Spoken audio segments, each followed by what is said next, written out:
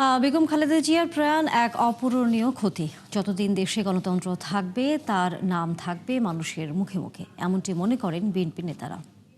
নেতারা বলেন, জুলুম নির্যাতনের পরও খালেদা জিয়া আপোষ করেননি, অন্যায়ের সাথে লড়ে গেছেন দেশের মানুষের জন্য। বাকিটা জানাচ্ছেন ফরহাদ ইবনে মালেক।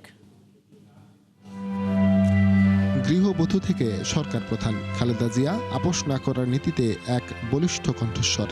দীর্ঘ রাজনৈতিক জীবনে যেমন ছিলেন বিচক্ষণ, তেমনি ছিলেন অপরাজেয়।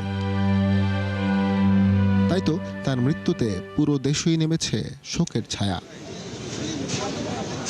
দলীয় নেতারা জানান, স্বৈরাচার আমলে নানা নির্যাতন সহ্য করার পরও তিনি লড়ে গেছেন গণতন্ত্রের জন্য, দেশের মানুষের জন্য। তিনি গণতন্ত্রের অতন্ত্র প্রহরী হিসেবে তার জীবনের একটি অংশ তিনি বাংলাদেশের মানুষের জন্য বিলিয়ে দিয়েছিলেন। বাংলাদেশের নারী শিক্ষার জন্য যিনি সবার আগে কথা বলেছিলেন, সেই দেশনেত্রী বেগম খালেদা জিয়া আজকে পৃথিবী থেকে বিদায় নিয়েছেন।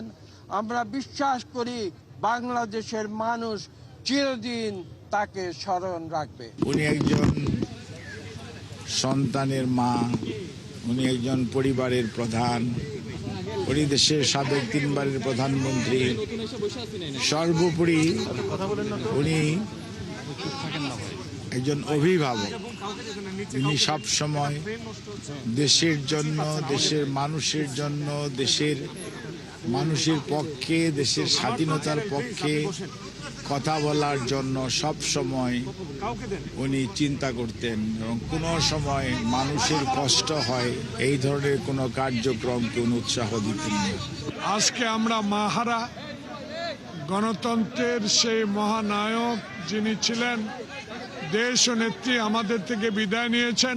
আমাদের অনুভূতি একটাই, আমাদেরকে ছেড়ে যিনি পরকালে চলে গেলেন, হাজার কোটি মানুষ আজকে তার জন্য দোয়া করবেন। সারা বিশ্বের মানুষ এই নেত্রীর জন্য দোয়া করবেন।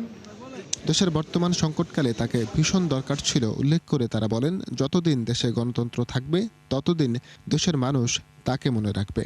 গণতন্ত্র পুনরুদ্ধারের জন্য যে ভূমিকা রেখেছে, আজীবন তিনি সংগ্রাম করেছেন।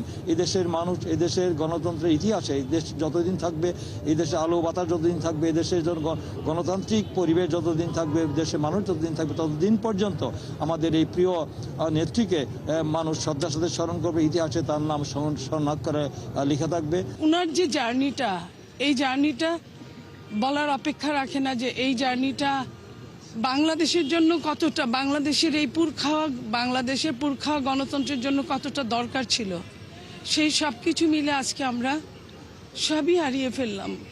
বুধবার মানিক মিয়া অ্যাভিনিউয়ে জানাজার পর বেগম জিয়ার মরদেহ স্বামী সাবেক রাষ্ট্রপতি জিয়াউর রহমানের সমাধির পাশে দাফন করা হবে।